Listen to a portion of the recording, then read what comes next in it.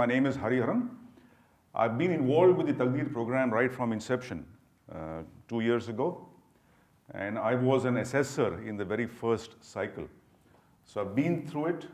I've understood the assessor's perspective. I've understood the awards office perspective, and I've been a team leader in the whole process, which perhaps gives me a little bit of a better perspective on what the award is all about.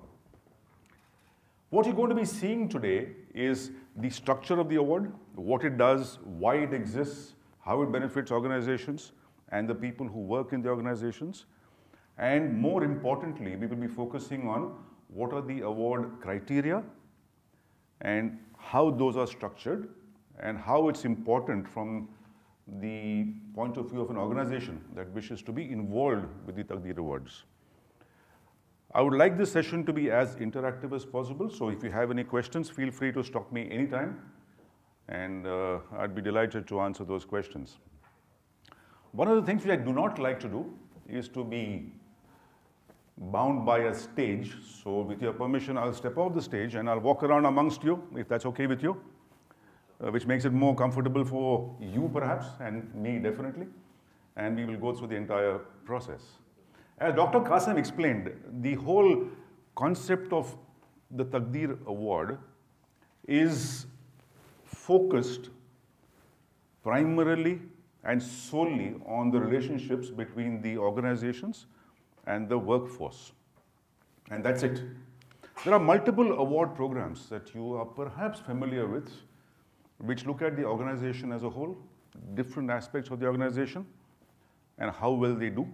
But here in Taqdeer, we are focusing single-mindedly on the approach that organizations have with their workforce and nothing else. Because that is an important component. That is the foundation of an organization, so to speak. And the success of an organization depends crucially on how well they interact and relate to the people who are part of the whole organization. And that is also the focus of the award program. As you will see as we go along, there are certain foundations for the program, each of which has a role to play. And we will look at each of those components in some detail. And also, for your own benefit, we will take you through how an assessor would look at an organization so that you see both sides of the page. One is as an organization, which is your primary role, and the other is what an assessor would look at when he comes or she comes to your organization to have a look. The other thing I must point out is that these are assessments of organizations. They are not audits.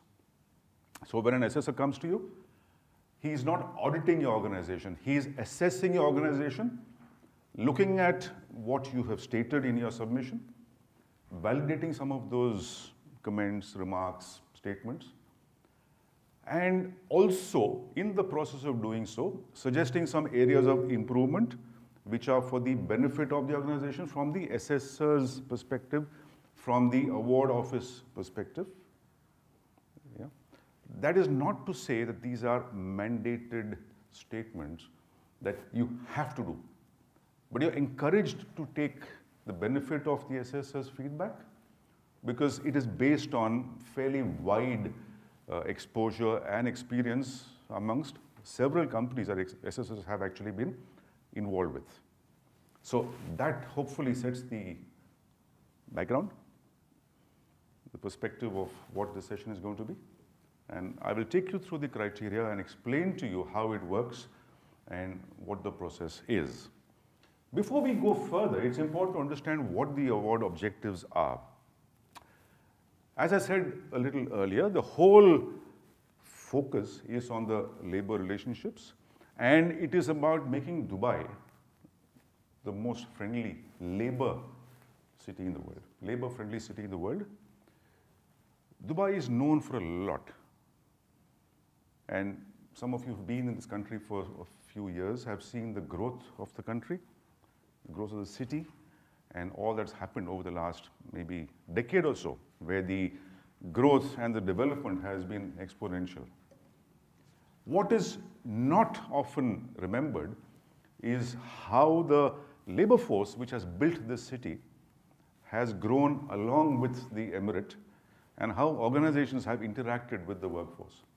So one of the objectives of the award is looking at the labor force and raising the level of fair practices that operate in the protection of labor rights, which are given a lot of importance, looking at enhancing a worker's quality of life while he's involved in building this wonderful city.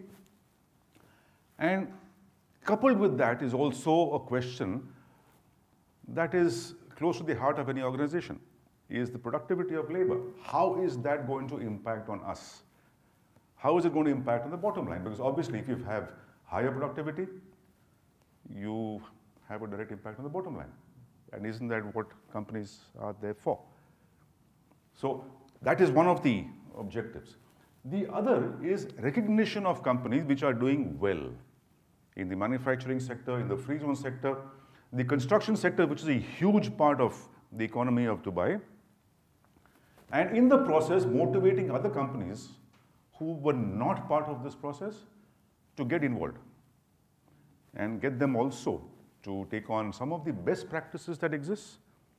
And the award office, through its feedback reports, will share some of these elements so that companies take the benefit of that and implement them in their own individual organizations. The feedback is independent. Like I said, it is an assessor's feedback. It is not an audit report. And companies are encouraged to take the benefit of the feedback and actually implement those. And finally, everybody talks about excellence. Now, what is excellence? It's a very broad term, and different people understand excellence from a different perspective.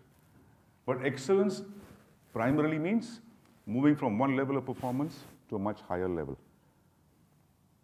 And the moment you move to a higher level, it's good for the company. And by doing this, you're moving the organization, so to speak, to a significantly higher level of performance. All right. What are the benefits? There are threefold benefits. One is for Dubai. The other one is for the participating organizations. And sometimes forgotten is the benefits that this accrues to the workforce. We look at ourselves as organizations and say, okay, it's good for us. But then what about the people who are with us, who are part of us? So the award process benefits them as well. We talked about the benefits for Dubai.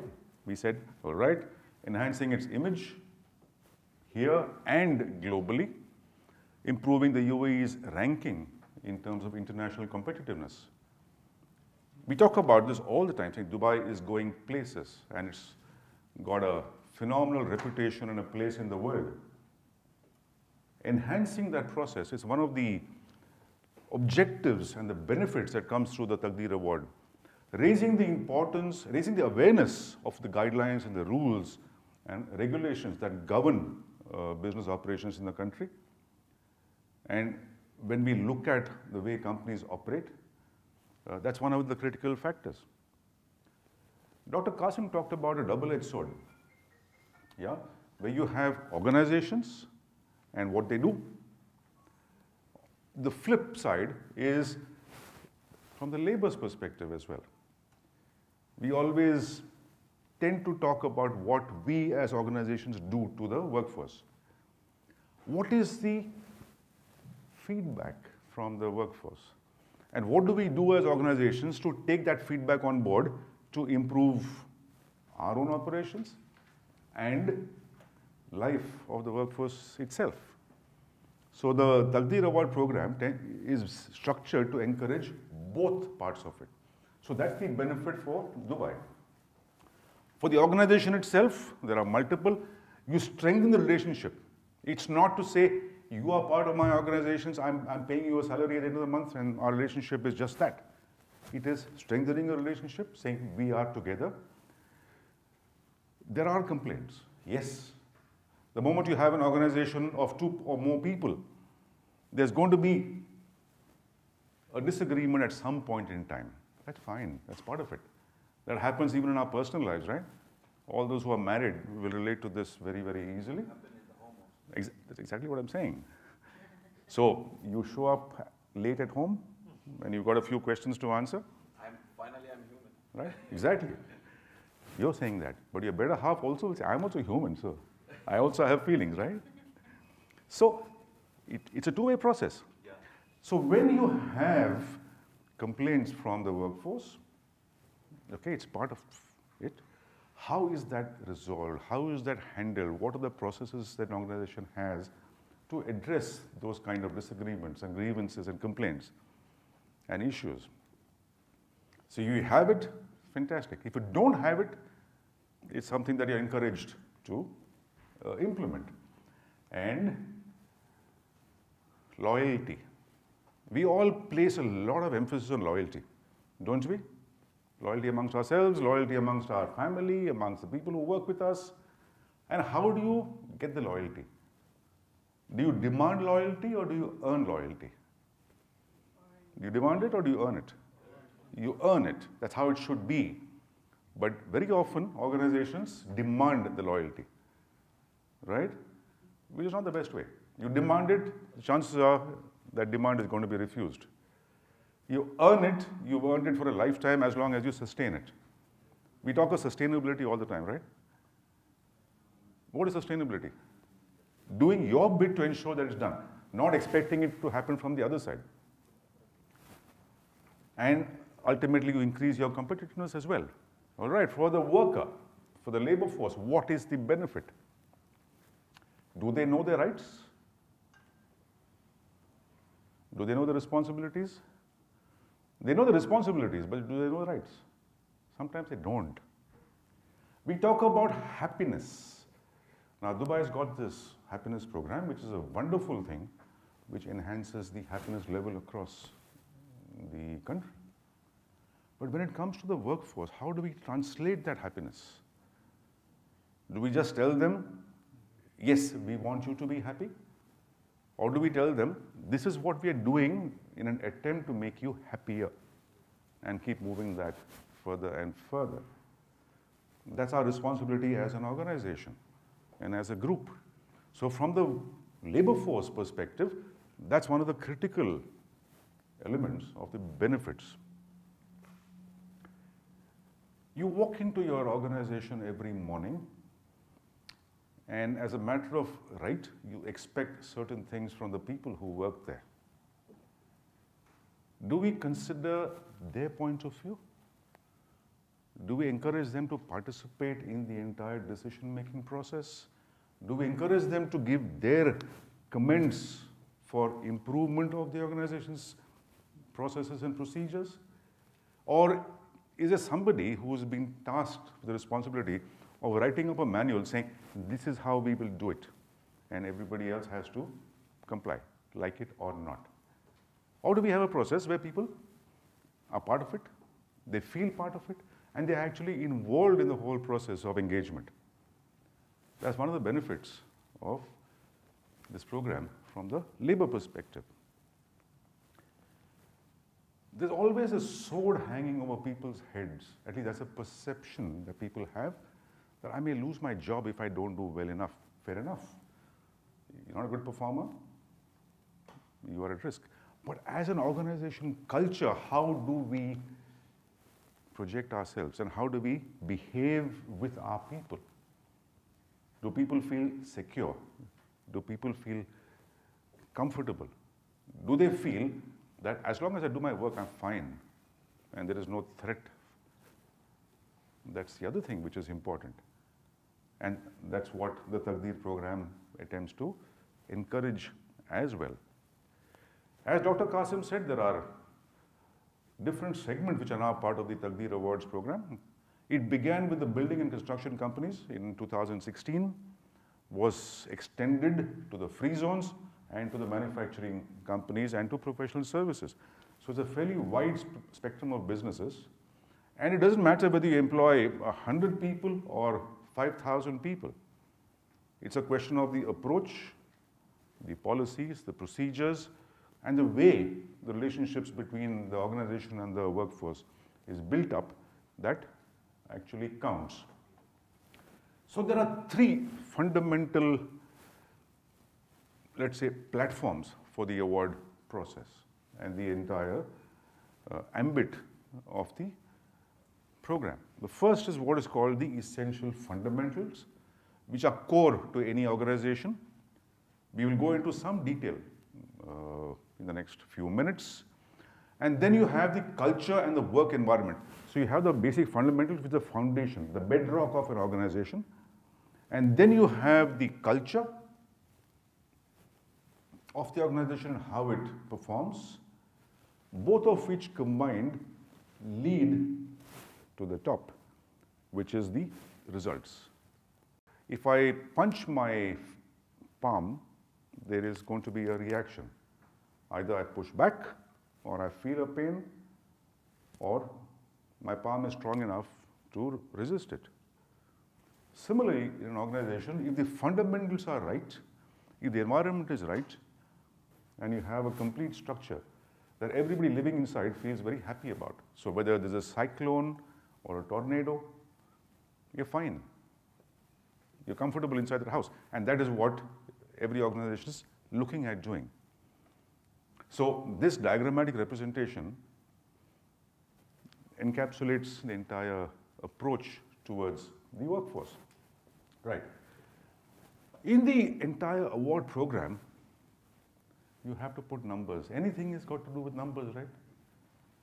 When you get assessed in your own organizations, your bosses or your superiors are going to rate you based on certain criteria. And they're going to assign marks. It could be numbers, it could be alphabets, grades, but there is a value given to each of those. Now, in an awards program, what do? You give grades, yes, but the grades have to be represented by numbers which allow you to give those grades. And that's why we've got 1,000 points in all, which are broken up two ways. One is known as the enablers, and the other is known as results, and they are split equally down the middle. An enabler is something which enables you to do. A result is what happens after you've implemented the enablers, right? How many of you are familiar with the concept of an enabler and result? Have you seen this operating? You are an assessor, so you're familiar with it. Anybody else has seen this? What is an enabler and what is a result? Enabler is the practices that you do to enable something to happen. Right. And the results are the evidence of that whatever you've done has the enablers that you've used actually. If I have a very angry look on my face and I'm very aggressive and I come and stick my hand out and say, shake my hand, this is an enabler, but what is the result I will get? You won't want to shake my hand, correct? But if I look at you with a smile and say, all right, hi, good morning, how are you? Shake my hand, right? Now, you feel a little better, of course, right? As opposed to if I look at him with a very angry look. Yeah, you don't mind shaking my hand because I'm smiling at you and you're smiling back. So the enabler is my sticking my hand out, and the result is you smiling back at me and shaking hands with me again. So the enabler and the result is what the award criteria are broken up into. The essential fundamentals and the work environment represent the enablers and are 50% of the total scoring max. And the results, which consists of two parts: the perception of the labor, about how well they feel about the organization, and certain performance indicators which back the perceptions. Right? We look at that in some detail later, but you go and ask somebody, are you happy? He says, yes, I'm happy. Or he says, I'm not happy. Fine, that's one part of it. The other part is, what are you doing through your processes to make them happy? And that forms part of the performance indicators. Just to give an example, your attrition rate. How many people are leaving you? You meet 20 employees and they say, we are quite happy with this organization, but then your results show that you've got an attrition of 15%. That's not good. So it just happens that those 20 people have said, okay. But as an organization, your attrition of 15% doesn't sound nice, doesn't sound good. So obviously there is a discord somewhere. So the award looks at both. One is the perception, one is things which actually tell you more about how well you're doing. So that's how the structure looks. And let's look at each of these.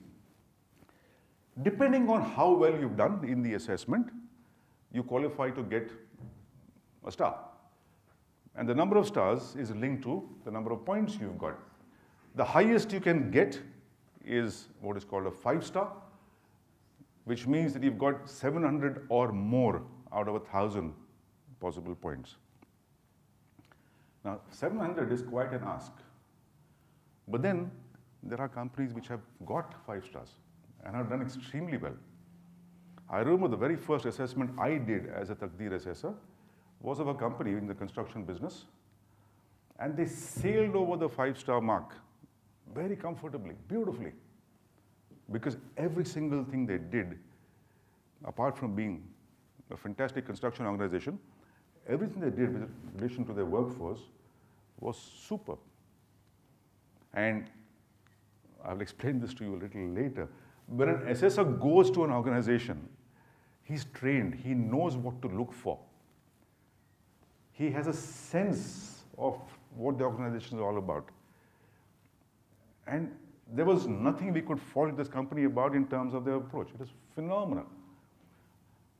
I've also seen companies which have not performed as well and struggled to get to, let's say, a 2-star.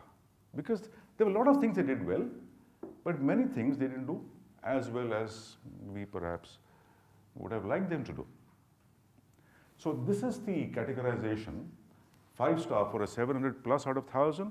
You've got a 4-star, which is 550 to 699, and a 3-star. And as Dr. Qasim said, if you get a 5-star rating for your organization, you do get priority or greater preference when it comes to government contracts, which is excellent. Having said that, yeah, getting a 3-star or a 4-star is not bad. It's good. You will also see a little later that qualifying for a 5-star demands certain things from an organization which many organizations may not have. Not because they don't have good practices, because there are certain things that they haven't done. And I'll explain what that is. So if you're a 4 or a 5, you're still very good. But to get a 5, you need to qualify on certain criteria. Okay? But then if you're a 1-star, then obviously there's a lot of room. It's not to say that you're bad, but there's room for improvement. And the feedback report will talk about that. Okay? I talked about that particular aspect which gives you a 5. We need to see results from the organization for 3 years or more to have the organization qualify for a 5-star. Now, when I say 3 years results, meaning what? Labor perception results and performance results. If you have it for 2 years, you're still good. And if everything else is good, you may still qualify for the 4-star. If you've got it for the 3rd year as well, that is what you need to have to get a 5. So for instance, last year, I assessed one organization which was fantastic in every possible way you can think of. But we couldn't assess them at higher than a 4 because they had results just for 2 years. When I say results, I mean perception results, which meant surveys and certain other things, which was absolutely critical to be able to assess them as a 5-star. They were as good as a 5-star company for a lot of other reasons, but could not show us results for 3 years. So they were rated as a 4, but outstanding in every other respect. So you need to have 2 years of results to be a 2, 3, or a 4-star organization. And if you have results only for a year, however good you may be, the best you can be awarded is a 1-star. That's how it is. That means in the first year, each company gets only 1 star. If you apply in the very first year, the maximum you can get is a 1 star. Even if I score more than 700. No, you won't score 700. If you don't have more than a year, it pulls down that. You saw the thing about the results being 500 points out of 1,000. It will pull that down because you don't have enough years of data. You may do extremely well in the enablers part of it. You may get to 400, 415 enablers, but you may not be as highly assessed on the result side because you only have 1 or 2 years data. If you have 3, it just increases your chances of having a much higher performance score. All right? Does that clarify it? I hope it's clear. All right. For companies which do extremely well, there are other awards, which is for people who are very, very good and distinguished. So we have a distinguished engineer, a supervisor, a laborer, and there are rewards for these individuals. And every year, there have been individuals who've won these awards, which entitles them to things like flight tickets home and stuff like that, and other benefits. So it's a reward for high performance within the companies which have scored extremely well. There is an award ceremony which is held at the end of the whole cycle, which starts with your assessment submission, the assessment done by the assessors, the field visit where the assessors will visit you, then there's a final assessment done, there's a jury which looks at your performance, the feedback report which is given to you, and successful companies are called in for an award ceremony, which is very, very nice, and the companies are honored in front of everybody else, which is a great feeling. And we've seen organizations put this up on their websites. They go to the media, announce what has happened, and it's a great feel. Okay, now this is the critical thing that you all need to be aware of. Yeah, this is available on the website of the Taqdeer Awards, but please make a note of this in terms of the timelines, which are very important. We are in June now, where we're talking about the process. 2nd September is the deadline to receive applications online. Now, on the website, you will find the details of what you need to submit. We will go through some of that as well. But by September 2nd, you need to submit your applications, right? That date will not be extended, but you have enough time between now and 2nd of September to be able to understand the process, to be able to compile your documents, structure them, put them in a format which makes it easy for the assessors to study and evaluate, yeah? And then you will have the next process happening, which is where the assessment teams will conduct the site visits. They'll actually visit you. And the visit is typically for a day, morning to evening. They will specify who they want to meet, what they want to discuss, what they want to check in terms of documentation, what they want to specifically talk about, whom they would like to have conversations with. This would include focus groups, where assessors will sit with groups of employees and have a chat with them without management representatives being present. So it's totally a free, within the four walls room conversation to understand their perceptions, right? And the award ceremony will be held in November. So we've got a fairly packed schedule. But the first step is for you all to do your pre-application process, we'll talk about it, where you enter your intent to participate. Having done that, then you get into the submission of the documents, right, which will then be reviewed by the award office and the assessors. Okay. For the application, there are certain requirements that you need to follow. One is you need to meet the award criteria, which we'll talk about. You have to have documents, because that's what the assessors will need to look at and study. Everything that you talk about in your submission document have to reflect your business practices, because that's the whole purpose of the process. whether it's ethics, values, commitment, adherence to the laws, yeah? And also being aligned to your organization's vision, mission, strategy, values, whatever you are there for, whatever you believe in. That is a very critical component of the whole process. Yeah? When it comes to participation, we talked about the companies which are part of this award program. Construction companies, free zones, manufacturing companies, professional services, businesses. Yeah? You have to have, obviously, a business license to operate in Dubai. This applies only to Dubai registered companies, right? A company with 50 people, unfortunately, cannot participate in the awards program. The minimum criterion is you must have 100 people, otherwise you're not eligible. And you should have been in operation for a minimum of 2 years. Right? These are fairly simple criteria to meet. Do you qualify for the 2 years side? You do. Excellent. Right.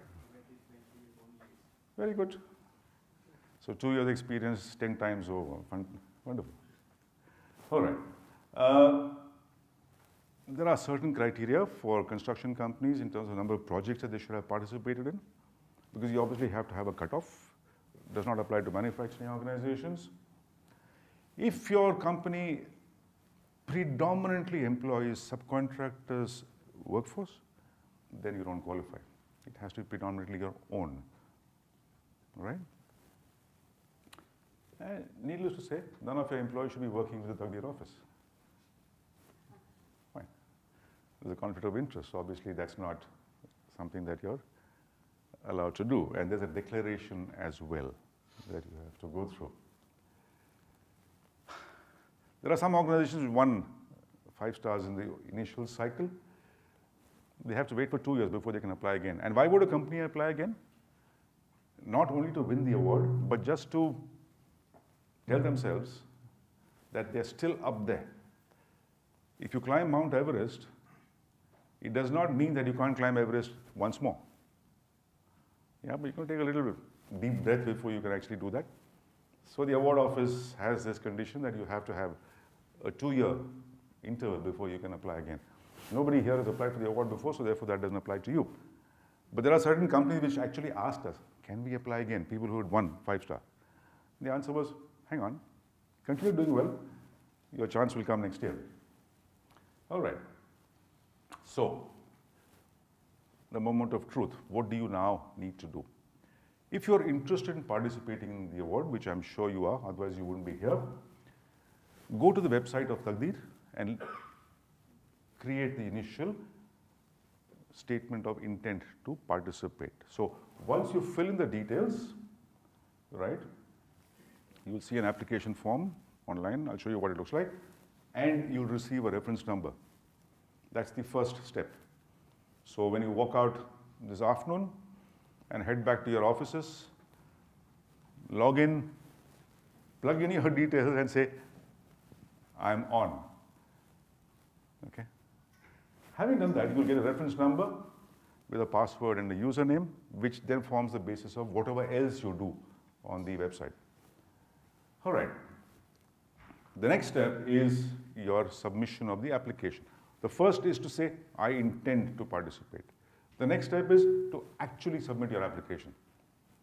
Now, there are multiple documents that you need to submit, which the website will tell you about, and we'll walk through that process just now.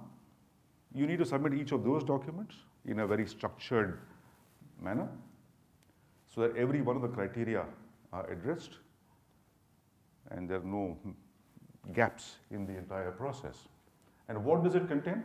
It contains certain vital information about the organization, which includes your trade license, all your business details, profile, description of projects that you've done, who your leadership team is, because you also have to tell the award office, who do we contact?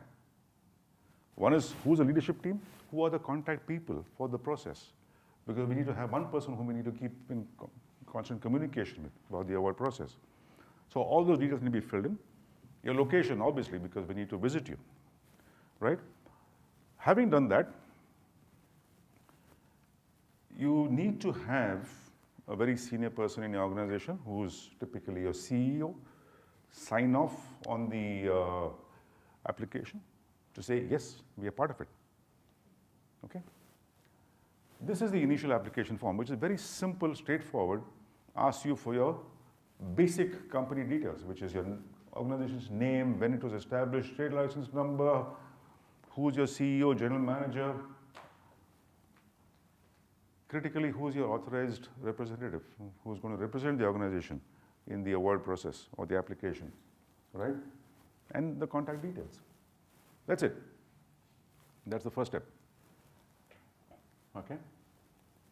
Needless to say, whatever you submit stays with the Taqdeer office.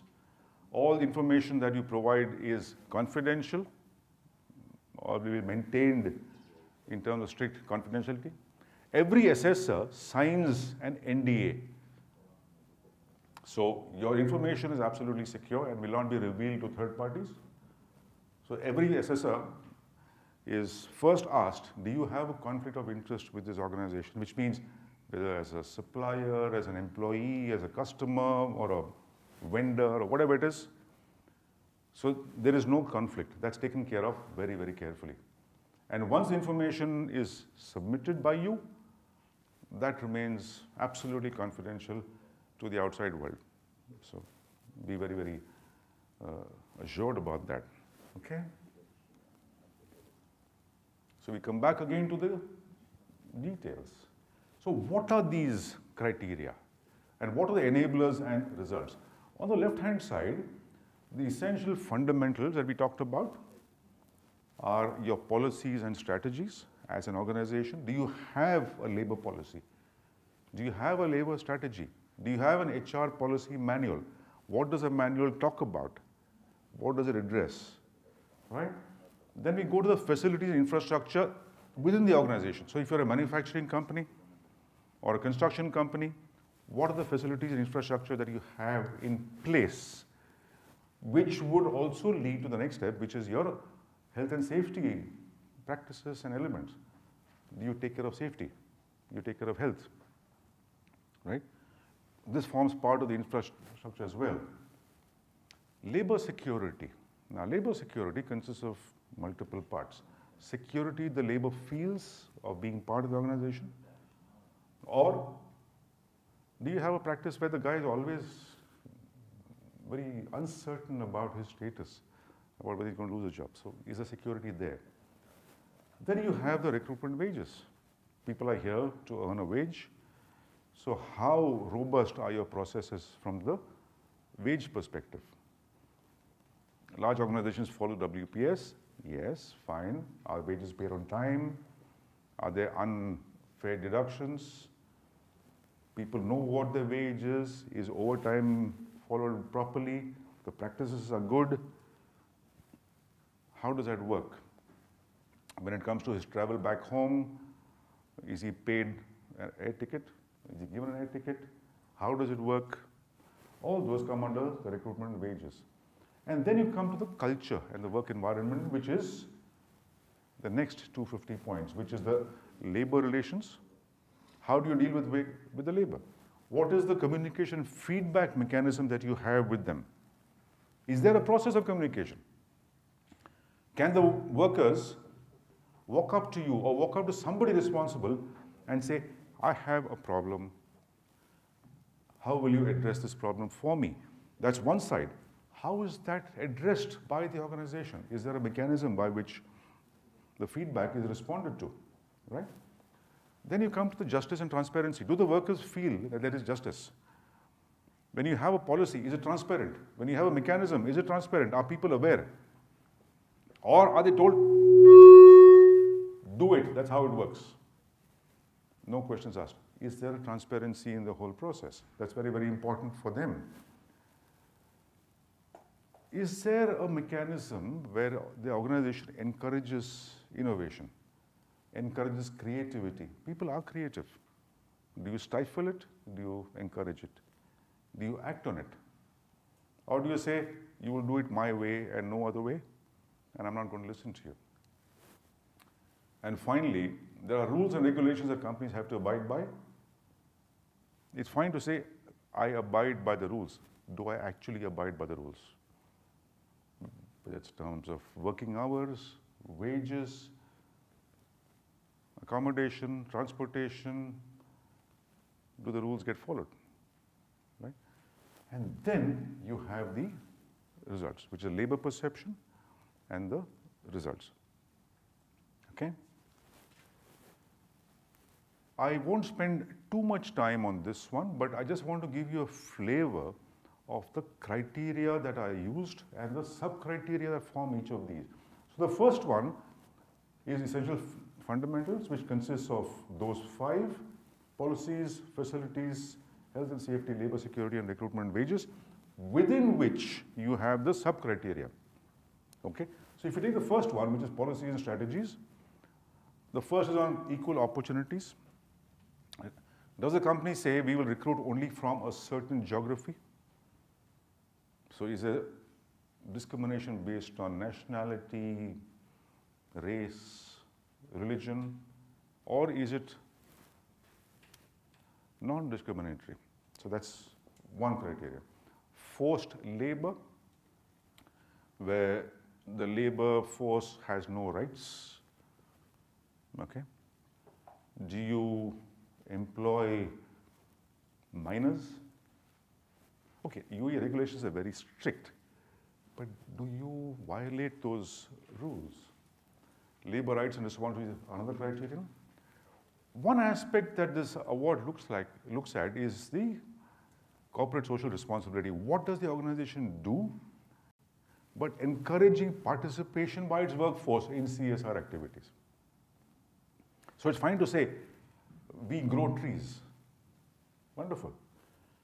Yeah? So you hire a third party to go and grow trees for you. Fine, you've grown the trees. Do you encourage your people to be part of it? Do you encourage them to go and donate blood? Do you encourage them to go and be active in social causes? Clean the beach? Yeah? Stuff like that. Not by employing a third party, but employing your own people. Again, not by saying, go and do it, but engaging them in the whole process of doing that. So do they feel a part of it, right? And the code of ethics. Is the company ethical in everything that it does? Transparently so. It's not enough to have a manual which says we are an ethical organization. Do you actually practice that, right? Okay. Then it comes to the housing, recreation and transportation. What kind of accommodation does the company provide to its people? Yeah? One is to say that regulations demand that you do this and this and this, but is it actually implemented? The workers come back in the evening after a long, hard day. Are there facilities for them to entertain themselves? A recreation, a TV room, or games, or a basketball court, or a football court? What is there for them to relax? And transportation, how are they transported from their accommodation to the place of work and back? Comfortable? Packed like sardines? Air-conditioned buses? Non-air-conditioned buses? Do they have to wait for a very long time to board a bus to get back? They finish the work at, say, 6 o'clock in the evening. Yeah? Do they have to wait till 7:30 before the bus arrives to take them back? Or is the bus already there? Stuff like that. How is the transport arrangement done? If a guy has to report to work at 8 o'clock and it takes 45 minutes to reach, he has to leave the camp at, say, 7. Yeah? Does he have to wake up at 3 in the morning or 4 in the morning because the bus is going to pick him up at 5:30 to get him to work at 8? How does it work? So these are all the infrastructure and the facilities part of it. Then comes the health and safety, which is critical. Does the organization have a clear health and safety policy? And does it follow those practices? Is there constant awareness created? Are there refresher programs to allow this awareness to happen? Yeah? Are they provided with safety clothing? Harnesses? Helmets? Okay, helmets are fairly commonplace, but are there harnesses when they climb heights?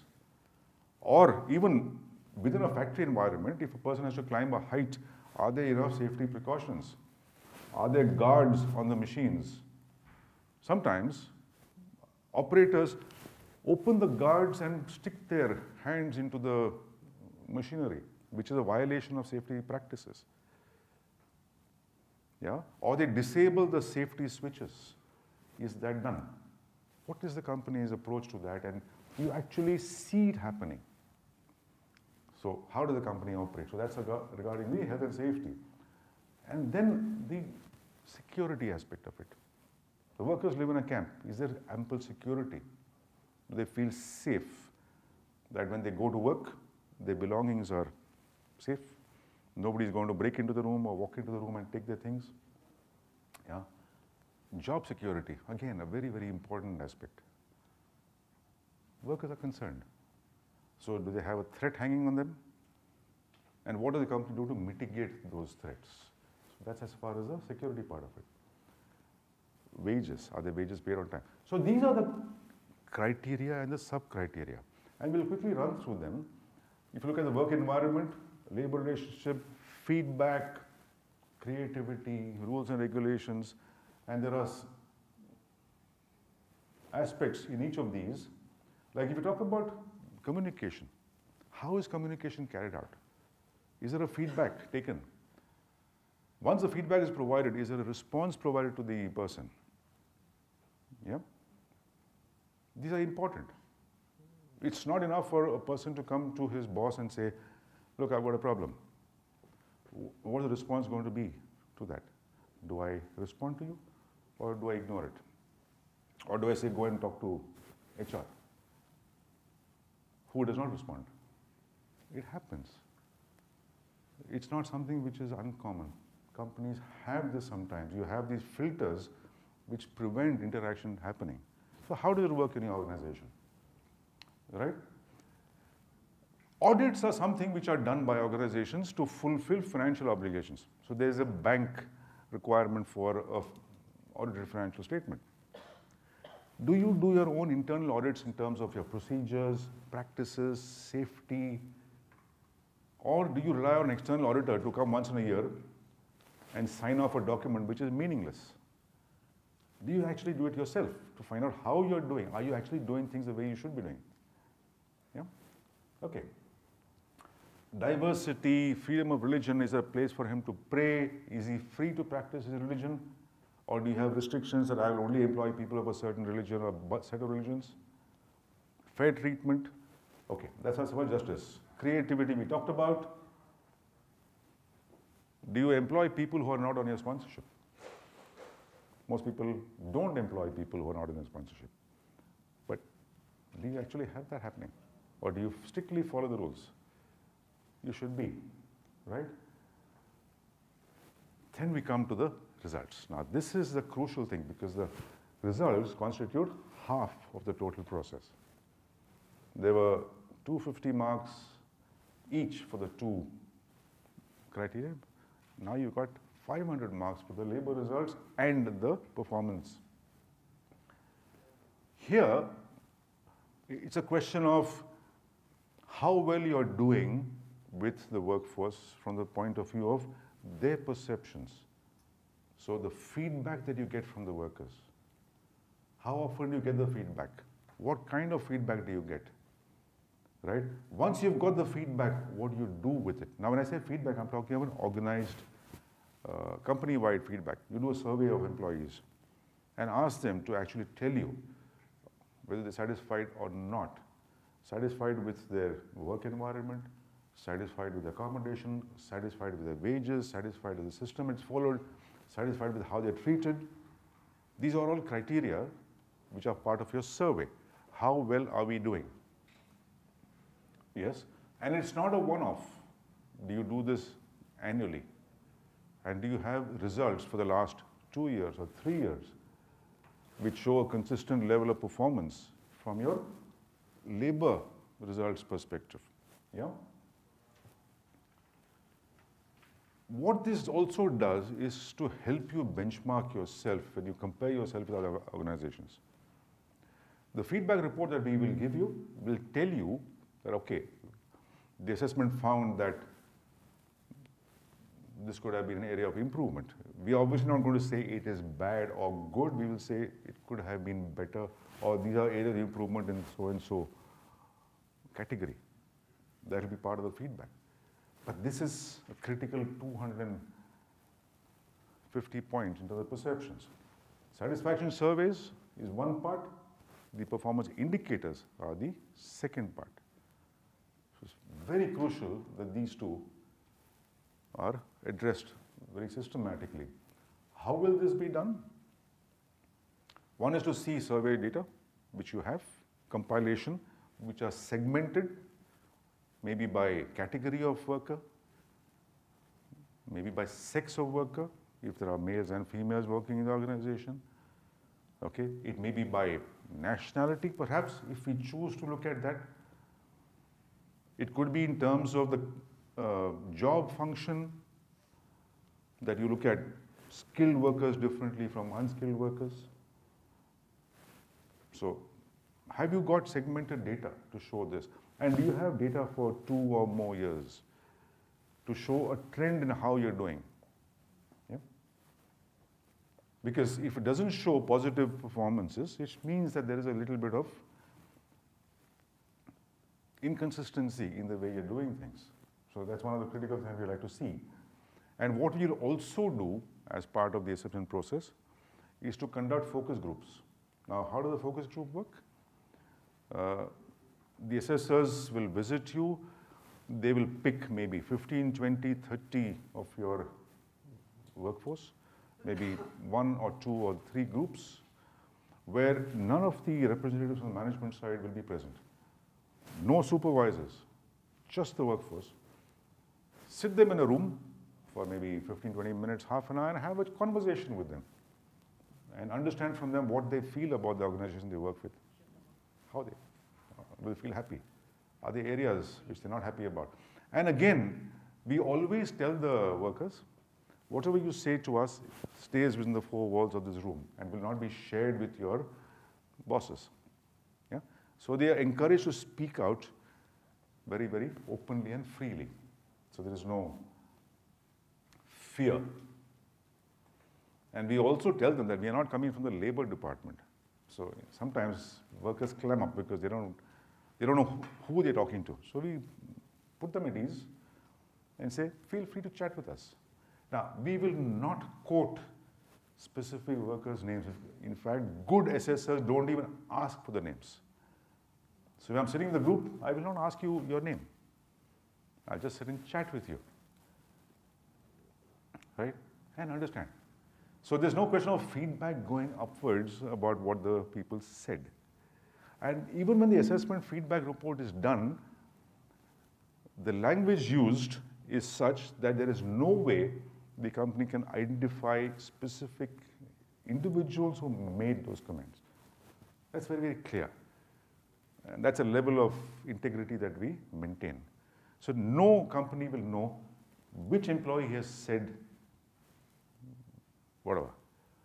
We're very clear about that. The idea is to help the organization improve if there is an area of improvement. The idea is to share feedback wherever applicable. The whole process is meant to increase the level of performance of the organization. The other thing we will look at is if there are complaints, if there's a formal procedure for recording complaints and redressing those complaints. How does that work?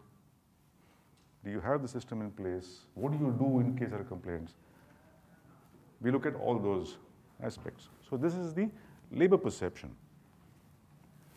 This is the performance indicators, which are very important to keep a note of. What do you have as a company to monitor what's happening with the workforce? So for instance, we talked about attrition rate as an example. Yeah, what is your attrition rate? Do you monitor it? Or you have complaints coming from the workforce. How many complaints came? How many of them have been resolved? How many are open? How long does it take to resolve? Does it get resolved? Is it ignored? At what level is it escalated to? How many were escalated to top management or how many were resolved at the supervisor level? Performance indicators. How well is this handled? How well is this managed? Right? Those are indicators that are part of the performance indicators. So now you can understand there's a lot of weightage given to the results. It's not enough to say, I do this and this and this, so I'm a great organization. Equally important is, having done this and this and this, these are the results I'm getting, or these are the results I've got, and this is what the workers think of the organization, and these are the measures the organization uses to measure that. Right? Is this clear? So this is broadly the entire assessment process. So going back, this is the application form that you will see. Now, when it comes down to submission of your application, yeah, there is a page for each sub-criterion. And that's what this looks like. So for instance, look at the fundamentals, sub-criterion 1.1, which is labors, policies, and strategies. You have to write within a limit of 250 words what your company's response is to this aspect on policies and strategies. 250 words, yeah? Covering what you've seen there, approaches, practices, labor rights. So for each sub-criterion, you have a box like this, which you can fill in online, right? Stating each response for that sub-criterion, and then you attach documents to support it. So it could be an extract from your HR policy, or it could be a communication to the workforce on some of these things. So for instance, if you have a document which is given to every employee, which talks about HR policy and rights, responsibilities, whatever it is, attach a copy of that. Would you prefer, let's say, a signed one as an example? For example, an HR policy, which will obviously be documented, it will have evidence of being a, because now, for instance, if you attach a document, which is your HR policy, right, an assessor may request to have a look at the original at the time of the site visit. So you've uploaded it, which is fine. The assessor will say, all right, may I have a look at the policy manual? You have the template. Again, the limit is 250 words. Communication, justice, transparency. Okay? I won't spend time on this. You will see this in the application. But just to give you a flavor of what exactly it looks like. Supporting documents would be policy documents, could be statements, could be communication, could be notices, right? For instance, you may have a weekly bulletin board, put up a notice board saying update or communication to the employees on something which has happened, company news, important announcements. What are those? Attach those as examples. And the documents can be of various types. Manuals, flowcharts, procedures, timelines, yeah? Photographs, it's also nice if you have, for instance, meetings with employees, annual day, monthly day, weekly meeting where everybody gets together to discuss something, yeah? Put up notices, results, photos, pictures, whatever. And anything else that you believe is going to support the application. Okay? When you look at the result side, you're looking at measurement methods, comparisons, KPIs, data that you use, how you measure, what you measure. Importantly, what are the trends? And what are what is the frequency at which you pick up and report this information? It's not enough to give one time. What's important to see whether you have a consistent basis and method to monitor this, all right? Perceptions could be like this in terms of charts to show a trend or segmentation by type, by segment, by nature, right? So for example, percentage of laborers rewarded annually. Do you have a system of increments that they get? Or is it something that happens once in a blue moon? Is it something that workers expect automatically, or is it linked to performance? Is it linked to company performance, or is it something that you do as a matter of course? How is it done? What percentage of your employees actually get rewarded through increments, bonuses, rewards, incentives, special recognition? That's all part of the performance side of it, okay? Then we come to what happens to an assessor.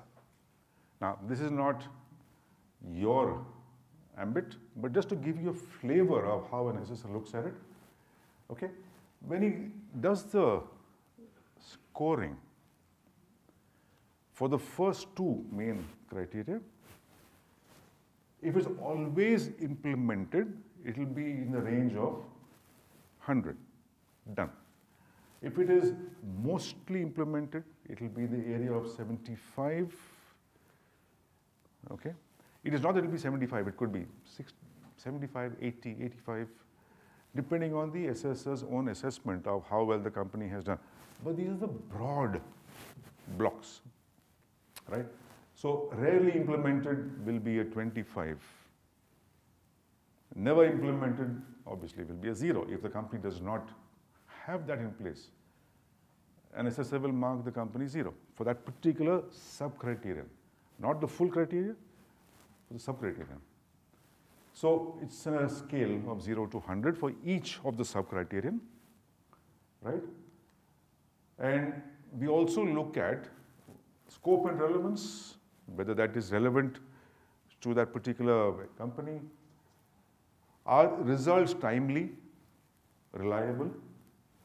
Is segmentation happening? So you have across segments within the organization, you have results? Or is it only for the total? And you have no idea what happens beyond that. Are there trends which are positive or negative or flat? How is that looking? Obviously, positive trends are good, negative trends are not. And how do you measure this? Is there a target set? Or do you say, I'll just measure what is happening?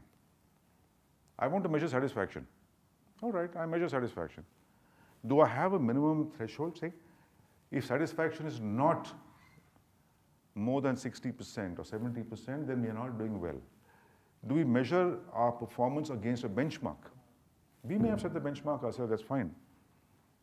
Or if you have an industry level study done somewhere which says this should be around 75% and our target is 75. Are we at 70? Are we at 80? Are we doing better in industry? Are we following best practices? So how are we doing? So the assessor will look at that as well and start scoring the company using those markings. So this is typically what an assessor score sheet will look like. You don't have access to this, but I'm just giving you this as an example of how we would look at it as assessors. For every one of the criterion and the sub-criteria, we will score. Okay? There are certain maximum marks that are there for each sub-criterion, and against that we will mark. It will be a weighted marking. So you have 0 to 100 for each sub-criterion. That gets weighted depending on the weight for each sub-criterion in the total. Don't worry about that. We'll do that. Okay? But the total is 250, 250, 500. Okay? So this is the normal format used by the assessors.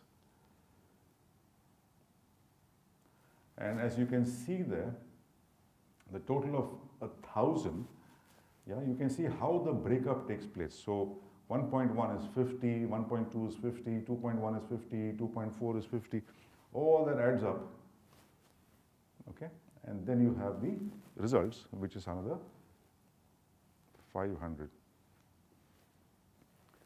At the end of the process, you will receive a feedback report from Taqdeer. The feedback report is written by the assessment team leader in consultation with the team, where all the scores are mentioned, the comments are mentioned of the assessment and the areas of improvement. Areas of improvement are as seen by the assessor. Like I said, these are not mandates.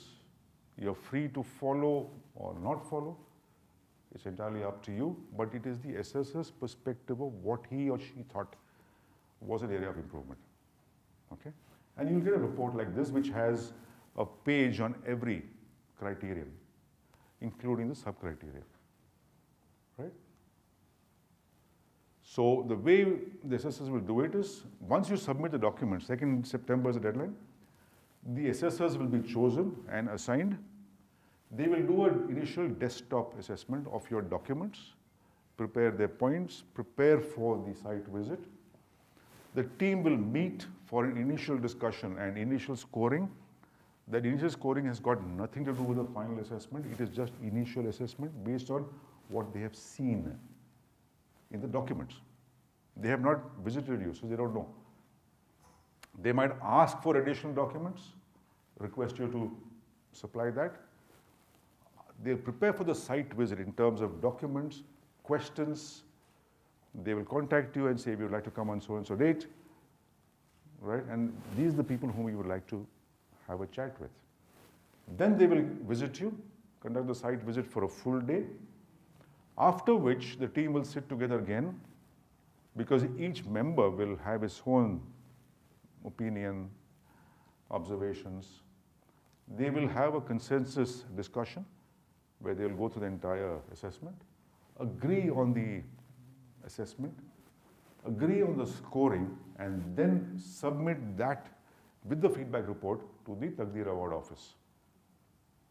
Once that is done, the award office has a jury which will look at the report, look at the scoring. They may feel that it needs to be adjusted or may not.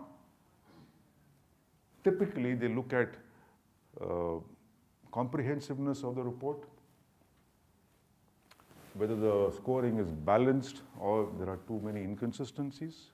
So this is how the award process